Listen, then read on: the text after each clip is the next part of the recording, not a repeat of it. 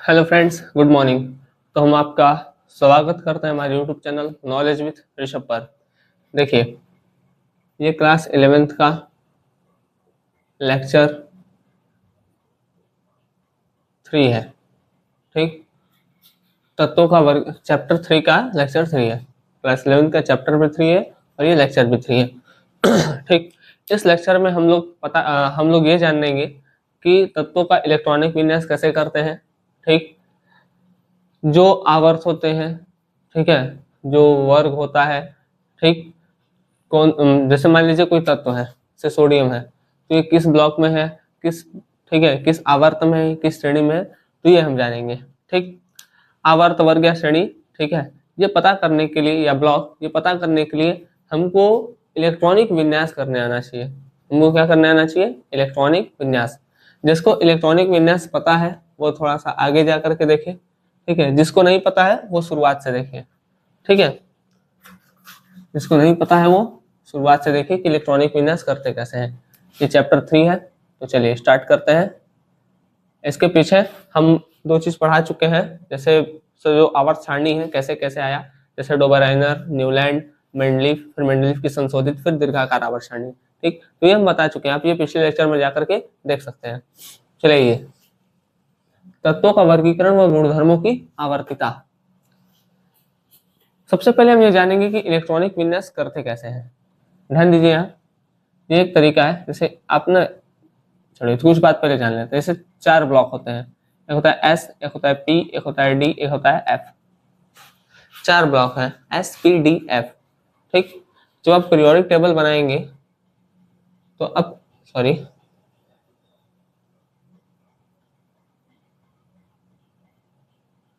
तो आप देखेंगे ना कि ये जो है, जो एस ब्लॉक है, इधर वाले को पी ब्लॉक, ये 0 ग्रुप है। ठीक है, ये डी ब्लॉक, और जो सबसे नीचे लेंथेनाइड और एक्टेनाइड सीरीज होती है, लेंथेनाइड और एक्टेनाइड, वो हो जाता है हमारा एफ ब्लॉक। ठीक, तो ये 4 ब्लॉक होते हैं। ठीक, ये हम चारों आपको बताए हैं पिछले लेक्चर में, कहाँ क्या होता है, किसमें क्या होता है, थोड़ा सा बस चर्चा हुआ उस पर, ज्यादा नहीं। चलिए आइए देखिए, तो 4 ब्लॉक होते हैं। एस ब्लॉक में एक कक्षा होती है। एस ब्लॉक में कक्षा कितनी होती है? 1। पी ब्लॉक में कितनी कक्षा होती है? 3। ठीक, डी ब्लॉक में कितनी कक्षा होती है? 5। 1 2 3 4 एंड ये 5। ध्यान समझिएगा इस चीज को। एफ ब्लॉक में कितनी कक्षाएं होती हैं? 7। 1 2 3 4 5, कितना हुआ? 1 2 3 4 5 6 7। ठीक, सॉरी येलो, ठीक है। एस ब्लॉक में एक कक्षा, ध्यान दीजिए। पी ब्लॉक में 3 कक्षा, डी ब्लॉक में 5 कक्षा, एफ ब्लॉक में 7 कक्षा। ठीक, इसका नाम भी होता है अलग अलग, जैसे इसका P X, P Y, P Z, ठीक है, X Y, Y Z, Z X square, Y square, ऐसा करके होता है। ठीक, तो वो हम अभी नहीं समझ रहे हैं, हमको इलेक्ट्रॉनिक विन्यास करना समझना है। ठीक है, तो उसको हम समझते हैं। हर एक में एक कक्षा में 2 इलेक्ट्रॉन, एक कक्षा में, ध्यान दीजिए, सुनिएगा, 2 इलेक्ट्रॉन। इसमें 2 इलेक्ट्रॉन हो सकता है, 2 से ज्यादा नहीं होगा, 2 से कम हो सकता है। ठीक है, इसमें एक कक्षा में 2, तो अधिक से अधिक किसमें इलेक्ट्रॉन इसमें आ सकता है? 6 इलेक्ट्रॉन। इसमें अधिक से अधिक आ सकता है 2 इलेक्ट्रॉन। डी में देखिए, डी में हो जाएगा 10 इलेक्ट्रॉन। और एफ में, भाई हर एक कक्षा में अगर 2 इलेक्ट्रॉन भर रहा है, हर एक कक्षा में कितना भर सकता है? 2 इलेक्ट्रॉन। हर एक कक्षा में 2 इलेक्ट्रॉन। ठीक, तो एस ब्लॉक में 2 इलेक्ट्रॉन भर सकता है। पी में 3 कक्षा है, 2 इलेक्ट्रॉन, 3 दूनी 6 होगा। तो देखो, 2 4 6, तो अधिक से अधिक 6 भर गया। डी में 1 2 3 4 5, अधिक से अधिक 10 भर गया। एफ ब्लॉक में 1 2 3 4 5 6 7, तो अधिक से अधिक 14 भर गया। ठीक, दो, इसको ध्यान समझिएगा। तो एस ब्लॉक में अधिक से अधिक 2 इलेक्ट्रॉन भरे जा सकते हैं। पी ब्लॉक में अधिक से अधिक 6 इलेक्ट्रॉन भरे जा सकते हैं। डी ब्लॉक में अधिक से अधिक 10 इलेक्ट्रॉन भरे जा सकते हैं। और एफ ब्लॉक में अधिक से अधिक 14 इलेक्ट्रॉन भरे जा सकते हैं। ठीक, क्यों भरे जा सकते हैं समझ में आ गया। अब इसमें 11वां, एक कक्षा में 3 तो नहीं आएगा, या इसके आगे बनेगा भी नहीं, तो अधिक से अधिक 10 हो सकता है। ठीक है भाई, 1 से 10 के बीच में, यहाँ 1 से 2 के बीच में कम हो जाएगा, जैसे 10 से कम हो जाएगा, 9 8 7 6 5 हो जाएगा, लेकिन 11 नहीं होगा। ठीक है, तो इस बात का ध्यान दीजिएगा। ठीक, ध्यान सुनिए। चलिए, तो हमको ये पता होना चाहिए कि किस ब्लॉक में कितना इलेक्ट्रॉन होता है। अब हम इसको थोड़ा सा इरेज करके बस सामने इलेक्ट्रॉन लिख दे रहे हैं, क्योंकि हमको समझाना है इलेक्ट्रॉनिक विन्यास। ठीक है, जिसको आता है ये सब वो आगे चले। ठीक है, और जिसको पूरा आता है वो इस लेक्चर को ही स्किप कर दे, ऐसा भी कर सकता है। ठीक है, चलिए देखिए, तो हम स्टार्ट करते हैं यहाँ से। एस में कितना इलेक्ट्रॉन? 2 इलेक्ट्रॉन। पी में 6 इलेक्ट्रॉन। डी में 10 इलेक्ट्रॉन और एफ में 14 इलेक्ट्रॉन। अभी इतना बात हो गया था।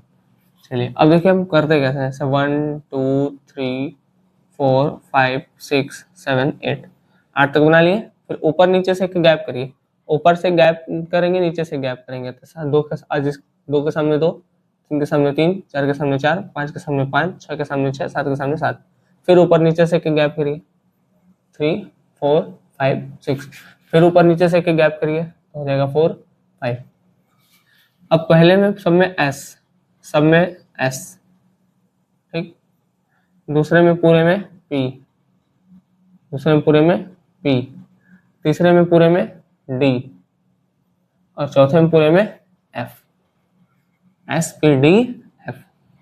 अब देखिए कैसे, इसमें सबसे खास बात है कि कैसे आना है। सबसे पहले इलेक्ट्रॉन जंप करेगा वो 1s में, सबसे पहले सॉरी इंटर करेगा 1s में। सबसे पहले अगर कोई आ रहा है तो कहाँ आएगा? 1s में।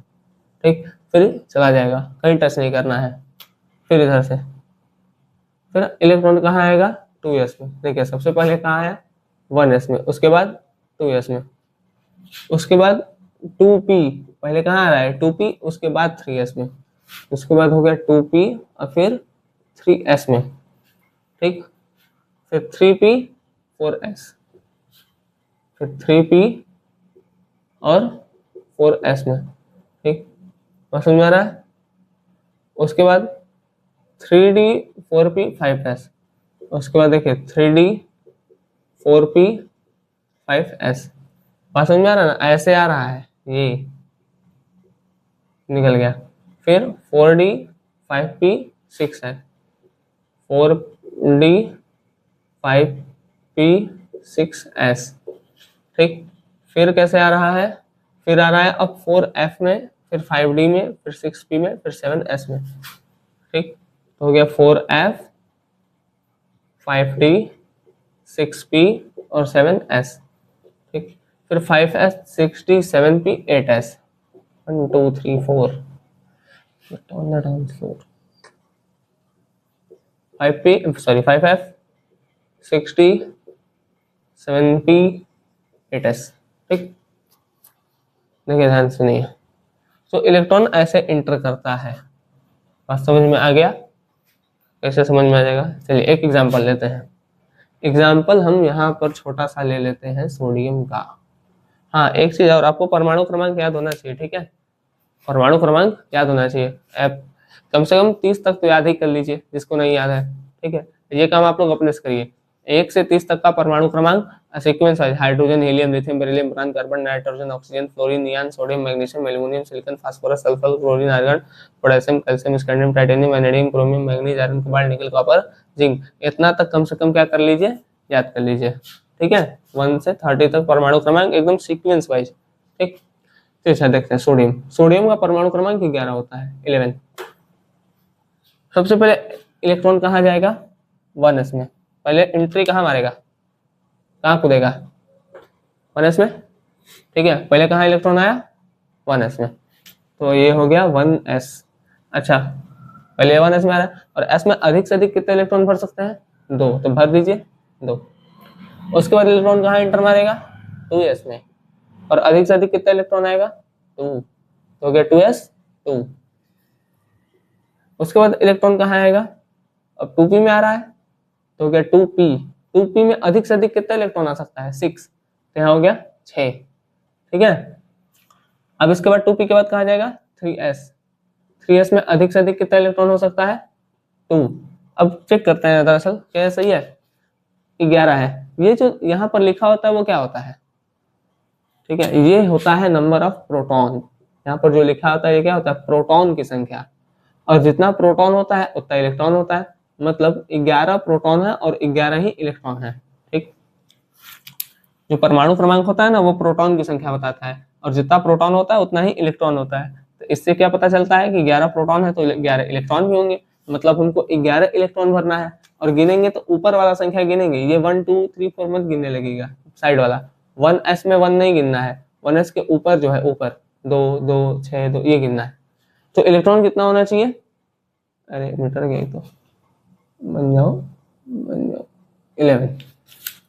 तो देखिए 2 2 4 6 4 10 10 तो 12 हो जा रहा है, हमको लाना कितना था 11। तो बताए ना कम हो सकता है, एक कर दीजिए, क्या कर दे, एक कम हो सकता है, ज्यादा नहीं करेंगे, 2 के बाद 3 नहीं, ठीक है 3 नहीं करेंगे।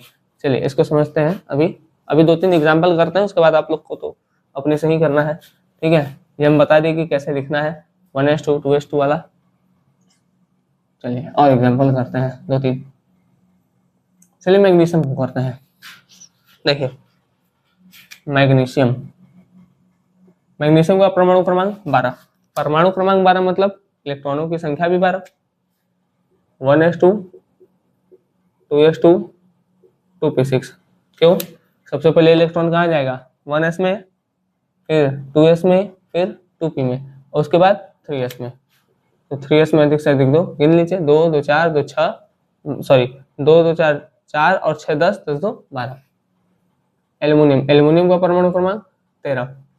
देखिए 1s2 2s2 2p6 3s।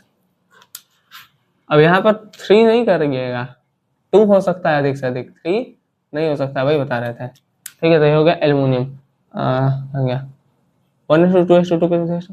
अब देखिए यहाँ पर 3s2 के बाद कहाँ जाएगा, फिर 3p में, भाई 2p 3s हो गया, तो अब कहाँ आ रहा है 3p में, ये हो गया 3p। अब इसमें 1 होगा, कम हो सकता है, ज्यादा नहीं होगा, यही समझा रहे थे। ठीक है बात,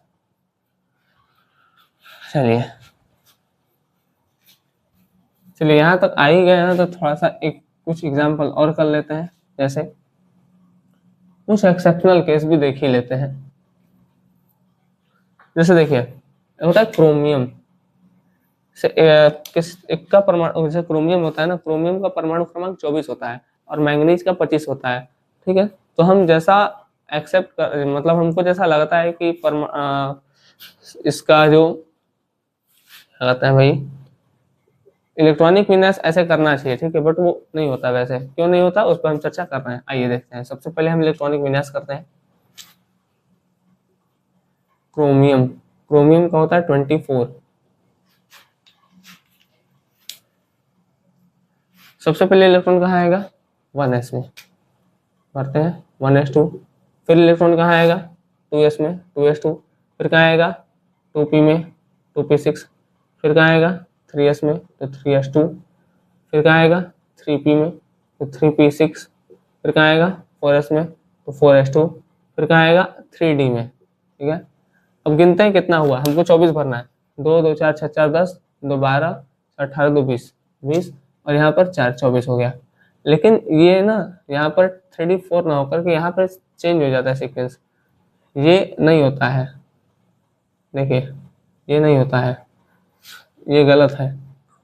सही क्या है, क्यों गलत है, ये भी चर्चा कर रहे हैं। देखिए पहले इसका सही होता है 1s2 2s2, नीचे करते हैं 1s2 2s2 2p6 3s2 3p6, 4s2 3d5 sorry 4s1 3d5। ये क्या हुआ, मतलब ये कैसे हो गया, सुनिए एक चीज है। जैसे अभी हम आपको जब बताए थे कि एक बॉक्स में 2 इलेक्ट्रॉन हो सकते हैं, ठीक है, तो एक रूल याद रखिएगा, अगर कक्षा पूर्ण भरा हुआ है ना, पूर्ण रूप से भरित या अर्धभरित, मतलब वो पूरा भरा हो, या तो पूरा भरा हो 2 इलेक्ट्रॉन सब में हो, या तो एक इलेक्ट्रॉन सब में हो। ठीक है, तो पूर्ण रूप से भरित या अर्धभरित कक्षा जो होती है वो ज्यादा स्थायी होती है। ठीक है, बात समझ में आ गया। यहाँ पे देखिए जैसे 4s2 को बनाते हैं, तो इसमें तो 2 इलेक्ट्रॉन आ जाएगा, और 3d4 में 5 कक्षाएं हैं, इसमें 4 ही इलेक्ट्रॉन आएगा। ठीक, ये पूरा भरा है, लेकिन क्या डी वाला पूरा भरा है? ना तो पूरा भरा है, ना तो आधा भरा है। तो ये क्या करता है, क्रोमियम अपने आप को स्टेबल करने के लिए 4s में से एक इलेक्ट्रॉन निकाल करके डी में भेज देता है। अब देखिए 4s में एक इलेक्ट्रॉन और 3d5 में एक इलेक्ट्रॉन, सॉरी 5 इलेक्ट्रॉन, 1 2 3 4 5। ठीक, ये लेस स्टेबल है, मतलब कम स्थायी है, ये अधिक स्थायी है। ये वाला जो है, ये जो है ये अधिक स्थायी है। ठीक है, क्यों? क्योंकि यहाँ पर देखिए 4s में भी आधा कक्षा भरा है। ठीक है, मतलब जो कक्षा है वो आधा भरी हुई है, और डी में भी जो कक्षा है वो आधी भरी हुई है। ठीक, तो यही बोला जाता है कि जो पूर्ण रूप से भरित या अर्धभरित कक्षाएं होती है वो ज्यादा स्थायी होती हैं। यहाँ पे पूर्ण रूप से नहीं भरा था, ना तो आधा भरा था, इसलिए उतना अच्छा, मतलब ये उतना स्टेबल नहीं था। ठीक, तो ये एक एक्सेप्शनल केस याद रखेगा। मैंगनीज में जब आएंगे तो वो ऐसे ही हो जाएगा। ठीक है, जैसे, ठीक, इसको नोट करिए तो इसको मिटा दें। ठीक है, बात ध्यान में रखिएगा, पूर्ण रूप से भरा हुआ रहेगा या अर्ध भरा हुआ रहेगा तो ज्यादा स्थायी होगा। ठीक है, इसी कारण से क्या करता है क्रोमियम, इस तरीके का इलेक्ट्रॉनिक शो करता है जो नीचे दिखाए थे। ठीक,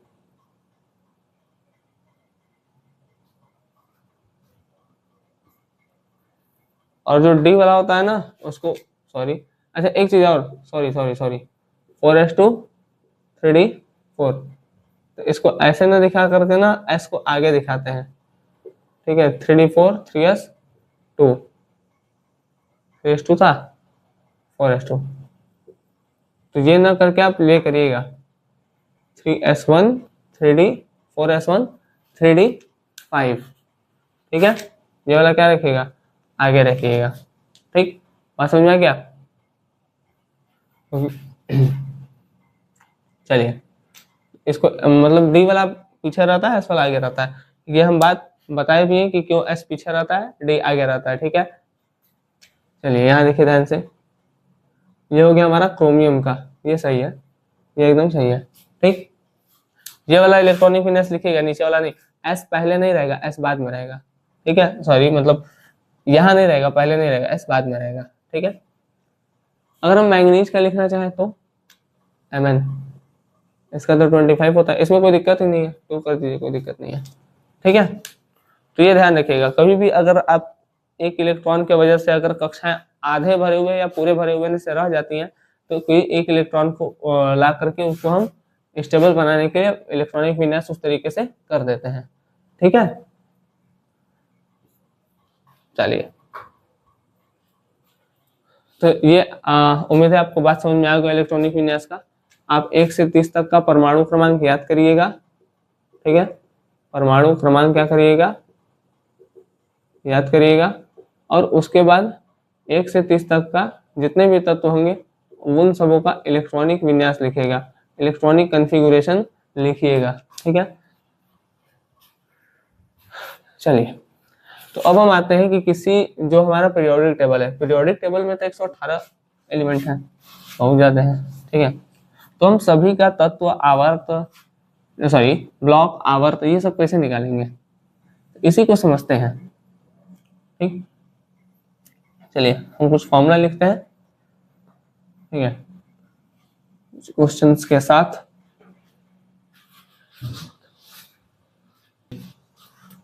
तो देखते हैं कि हम किसी भी इलेक्ट्रॉन का आवर्त, सॉरी किसी भी तत्व का आवर्त या ब्लॉक, ठीक, या वर्ग, वर्ग को समूह भी कहते हैं। ठीक है, ग्रुप कैसे निकालेंगे, तो सबसे पहले हम बात करते हैं आवर्त पर। आवर्त क्या होता है, देखिए इस तरह से जो 36 पंक्तियां होती हैं सीधा सीधा। ठीक है, तो जो 7 36 पंक्तियां हैं वही क्या है, 1 2 3 4 5 6 7, ये हमारा आवर्त है। ये हमारा क्या है, ये हमारा आवर्त है। तो कौन सा तत्व किस आवर्त में है ये, और किस ब्लॉक, ब्लॉक मतलब एस में है कि पी में है कि डी में है कि एफ में है, ये बात पता करते हैं। अच्छा, पता कैसे करते हैं, चलिए करते हैं तो पता चल ही जाएगा। देखिए ध्यान से, जैसे मान लीजिए सोडियम है, सोडियम का परमाणु क्रमांक 11, इलेक्ट्रॉनिक विन्यास करेंगे 1s2 2s2 2p6 3s1। इसका देखिए, इसका आवर्त होगा 3, इसका आवर्त कितना होगा 3। सुनिए, जब हम आप इलेक्ट्रॉनिक विन्यास करिए, ठीक है, तो जो जैसे 1 2 ये, ठीक है, तो जो भी n का वैल्यू बड़ा होता है ना, जिस n का वैल्यू ज्यादा होगा वही उसका आवर्त है। जिस n का, जो n बड़ा है, जो n बड़ा है, बढ़ा नहीं बड़ा, बड़ा है, वही आवर्त है। जो n बड़ा है वही आवर्त है। जैसे 1 2 3, यहाँ पर ऊपर नहीं देखना है। आवर्त को पता करने के लिए आप s के बगल या p के बगल वाला वैल्यू देखेंगे, ठीक है। जिस s या p के बगल का वैल्यू जितना ज्यादा है, ठीक, वो उसी आवर्त का है, ठीक है। बात समझ में आ गया, n का वैल्यू जो बड़ा है वही उसका आवर्त है। चलिए इसको हम देख लेते हैं, आवर्त कैसे निकलेगा, लिख देते हैं, जो n बड़ा है वही उसका आवर्त है। जैसे सोडियम को देख ही लिए, पोटेशियम भी देख ही लेते हैं। पोटेशियम का कितना होता है परमाणु क्रमांक 19, तो हो गया 1s2 2s2 2p6 3s2 3p6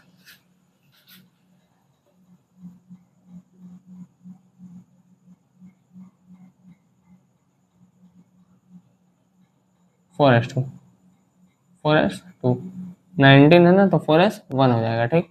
अब इसमें देखिए किस n का वैल्यू बड़ा है, ये 4 है, मतलब यहाँ पर जो आवर्त होगा वो 4 होगा। ये चौथे आवर्त का है, और सोडियम तो अभी बता दिए, इसका आवर्त की संख्या कौन सी है, 3 है, ठीक है। इसका आवर्त 3 है, इसका आवर्त 4 है। चलिए डी वाले में आ जाते हैं, क्रोमियम को ही देख ले, आइए, जो हम कराए थे वही दिखा दे रहे हैं। 1s2 2s2 2p6 3s2 3p6 4s2 3d4, ठीक। बताए थे कि डी पहले लिखना है, एस वाला बाद में लिखना है। तो देखिए इस पूरे में ये सबसे बड़ा है, मतलब क्रोमियम का आवर्त कितना है 4, आवर्त कितना है 4, ठीक, आवर्त कितना है 4, ठीक। अब हम देखते हैं ब्लॉक कैसे निकलेगा, क्या चीज कैसे निकलेगा, ब्लॉक। देखिए ब्लॉक, ब्लॉक कैसे निकलता है, सुनिए ध्यान से। जो ब्लॉक होता है वो क्या होता है, अंतिम कोष में जो इलेक्ट्रॉन है, ठीक, उसमें किसका n+n ज्यादा है, अंतिम कोष के ब्लॉक में, अंतिम कोष के इलेक्ट्रॉन नहीं, अंतिम कोष के ब्लॉक में जिसका n+l ज्यादा, अंतिम कोष के ब्लॉक में जिसका n+l ज्यादा होगा, ठीक है,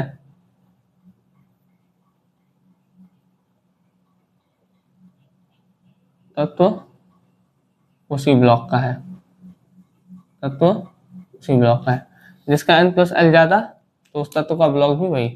जैसे यहाँ पर देखें, तो देखिए भरता कैसे, पहले में 2, दूसरे में 8, तीसरे में 18 32, 2 8 18 32 तो पता होगा, 2 8 8, ठीक है। अब इसका 2 कंप्लीट है, 8 8 कंप्लीट है। जैसे एक्चुअल में 2 2 8 8 18 18 32 32 होता है, 2 2 8 8 18 18 32 32, ठीक है। ऐसे देखेंगे तो पूरा आ जाएगा। तो यहाँ पे तो कंप्लीट है 8, मतलब यहाँ पर एक ही बच गया है, तो ये एस ब्लॉक का होगा। इसका ब्लॉक क्या होगा, एस, ठीक। क्रोमियम का देखते हैं, 2 8, 6 2 8। अब यहाँ पर ये 2 बच गया है, एक 3D और एक 4D। ठीक है, अब 3D और 4D में, 3D में और 4D में n+l लगाते हैं। l क्या होता है, देखिए l जो है s के लिए 0 होता है, ठीक है, l s के लिए 0 होता है, p के लिए 1 होता है, d के लिए 2 होता है और f के लिए 3 होता है। ठीक है, l का वैल्यू क्या होता है 1 2 3, ठीक है, SPDF के लिए। तो ये हो गया 3, n मतलब यही नंबर, तो 3 प्लस d के लिए क्या होगा 2, 3 + 2 कितना हो गया 5। ठीक, 4D में कितना होगा 4 प्लस d के लिए कितना होता है भाई, d के लिए हो गया आपका 2, तो 3 + 2 = 6। मतलब जो इलेक्ट्रॉन है आ गया, हाँ सॉरी, जो तत्व है, जो तत्व है वो किस ब्लॉक का है भाई, देखिए किस ब्लॉक का रहेगा, डी मतलब 4D का रहेगा कि 3D वाले का रहेगा, जाहिर सी बात है इसमें का रहेगा। ठीक है, सीधा कहें तो डी ब्लॉक का, लास्ट में डी आ रहा है तो डी ब्लॉक का ही होगा। एक्चुअली एक और क्वेश्चन लेते हैं इस पर,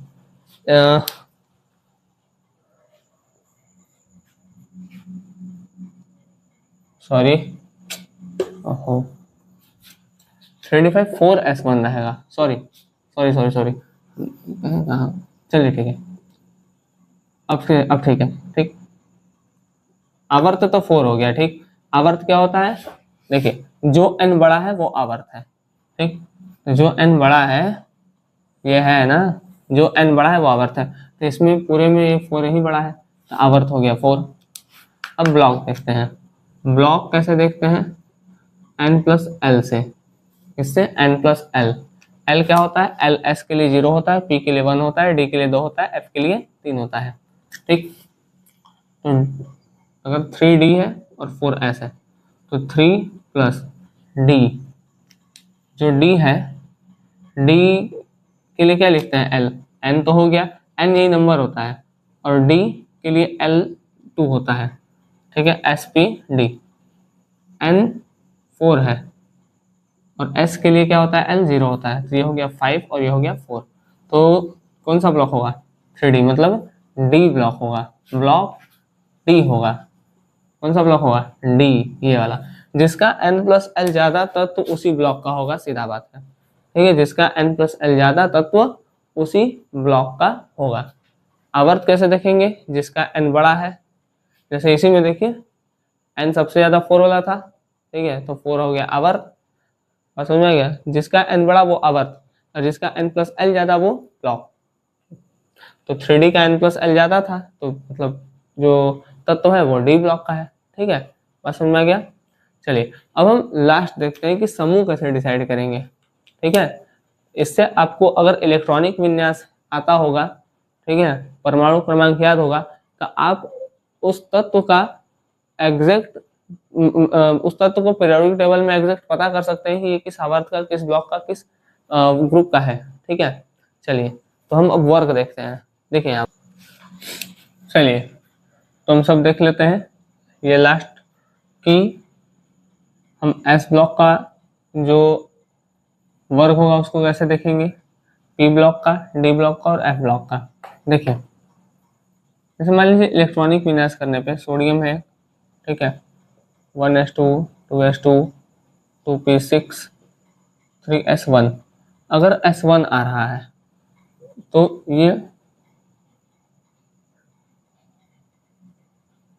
फर्स्ट, मतलब इसका पीरियड जो है वो फर्स्ट पीरियड है। ठीक है, पहला क्या कहते हैं उसको, ग्रुप है, ठीक है, या वर्ग बोल रहे हैं, तो ये पहले वर्ग में है। ठीक, सोडियम किस वर्ग में है, अगर S1 आ रहा है तो पहले वर्ग में। इसी तरीके से अगर हम देखें मैग्नीशियम, तो 1s2 2s2 2p6 3s2, और अगर S2 आ रहा है तो ये सेकेंड वर्ग में है, मतलब दूसरे वर्ग में। ठीक है, समझ में आ गया, S1 आ रहा है तो पहले वर्ग में, S2 आ रहा है तो दूसरे वर्ग में। ठीक, ये तो हो गया हमारा एस ब्लॉक का। एस ब्लॉक का कैसे पता चलेगा? एस ब्लॉक के वर्ग को ज्ञात करना। तो एस ब्लॉक के वर्ग को कैसे ज्ञात करेंगे? अगर S1 आया तो पहला वर्ग होगा, और अगर S2 आया, जैसे NS1 आया तो पतला, NS2 आया तो दूसरा, इसको सेकेंड बोल सकते हैं। ठीक। अच्छा, अब देखते हैं अगर P ब्लॉक के वर्ग को ज्ञात करना। P ब्लॉक के वर्ग को ज्ञात करना होगा तो हम कैसे करेंगे? देखिए, एक फॉर्मूला होता है, सूत्र होता है 12 प्लस आखिरी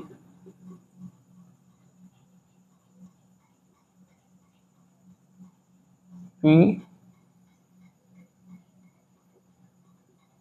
ब्लॉक के इलेक्ट्रॉन। ठीक, 12 में वो इलेक्ट्रॉन ऐड करेंगे जो लास्ट में P ब्लॉक में गए होंगे।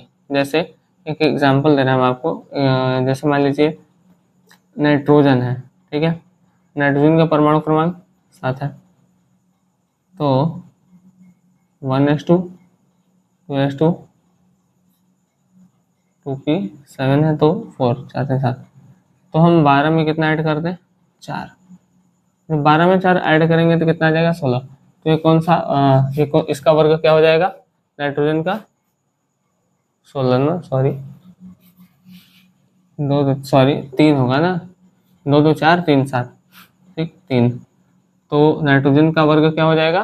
15, मतलब ये 15वें वर्ग का है। ठीक, इसी तरीके से एक और एग्जाम्पल हम ले लेते हैं।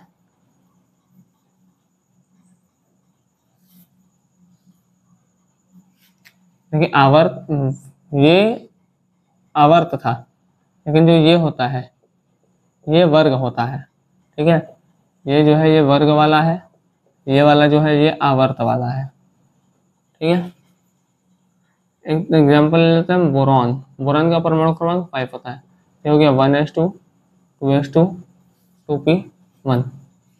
ठीक, इसमें 12 प्लस आखिरी में जो इलेक्ट्रॉन P में गया है उसको ऐड कर देंगे तो 12 1 13, मतलब इसका वर्ग क्या है? 13 वर्ग का है, 13वें वर्ग का है। ठीक है बात। तो ऐसे P ब्लॉक को ज्ञात करेंगे। एक आप लोग करिएगा ब्रोमीन। ब्रोमीन का परमाणु क्रमांक है 35, इसको आप लोग करिएगा, बताइएगा कि ये किस वर्ग का है। ठीक है, चलिए अब हम देखते हैं डी ब्लॉक। डी ब्लॉक के वर्ग, इसको हम इंग्लिश में ग्रुप भी कह देते हैं, को ज्ञात करना। ठीक, देखिए डी ब्लॉक के वर्ग को कैसे ज्ञात करेंगे? जैसे पी ब्लॉक में हम 12 में ऐड कर रहे थे, तो डी ब्लॉक में 12 में नहीं 2 में ऐड करेंगे इसको। डी ब्लॉक लास्ट के डी ब्लॉक में गए इलेक्ट्रॉन। ठीक है, 2 में वो ऐड करेंगे जो इलेक्ट्रॉन लास्ट में डी ब्लॉक में गया होगा। ठीक, चलिए देखते हैं एग्जाम्पल ले लेते हैं, क्रोमियम ही ले लेते हैं। क्रोमियम को होगा 24, 1s2 2s2 2p6 3s2 3p6 4s2 3d4। ठीक, तो ये ऐसे पहले हम लिखेंगे 3d5, फिर लिखेंगे 4s1।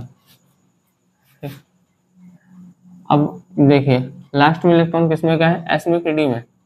ये हम डिसाइड करेंगे किससे? n+l से। ये हो गया 3 + 2, ये हो गया 5, ये हो गया 4 + 0, ये हो गया 4। मतलब जिसका n+l जाता इलेक्ट्रॉन उसी में गए होंगे, मतलब ये 5 है तो इसमें गए होंगे इलेक्ट्रॉन। ठीक, तो मतलब हमको 5 ऐड करना है, 2 + 5 ऐड कर देंगे तो कितना आ जाएगा? 7। मतलब क्रोमियम जो है वो किस वर्ग का होगा? 7वें वर्ग का। ध्यान दीजिएगा, ये हमेशा डिसाइड करिएगा n+l से। n+l जिसका ज़्यादा होगा इलेक्ट्रॉन उसी में जाएगा। जैसे 3D में 3+2, क्योंकि D के लिए L का वैल्यू 2 होता है, नहीं अभी बताए थे ना, N+L और 3D है, तो N मतलब ये 3 और L मतलब ये D, और D के लिए जो L का वैल्यू होता है वो 2 होता है, तो 3 2 5 हो जाएगा, ठीक। और 4S में N का वैल्यू 4 हो गया, N का वैल्यू 4 हो गया और S का वैल्यू 0, तो 4 और 0 कितना आ जाएगा 4, ये हो गया 4, ये हो गया 5। तो जिसका N+L ज़्यादा होता है इलेक्ट्रॉन उसी में जाता है। जैसे यहाँ पर 3D का N+L ज़्यादा है, मतलब इलेक्ट्रॉन इसमें गया होगा, तो लास्ट वाला इलेक्ट्रॉन किस में गया है, 5 में, सॉरी D में, तो ठीक है। और D में कितना गया है, लास्ट के D ब्लॉक में गए इलेक्ट्रॉन की संख्या है ये, तो कितना गया है 5 गया है, तो 5 ऐड कर दिए, पता चल गया कि जो वर्ग है क्रोमियम का वो कितना है, 7 है। तो इस तरीके से हम S ब्लॉक, P ब्लॉक और D ब्लॉक के वर्ग को ज्ञात करेंगे। अब लास्ट बचा है F ब्लॉक, उसको बता देते हैं आप लोग, इतना तब तक नोट कर लीजिए।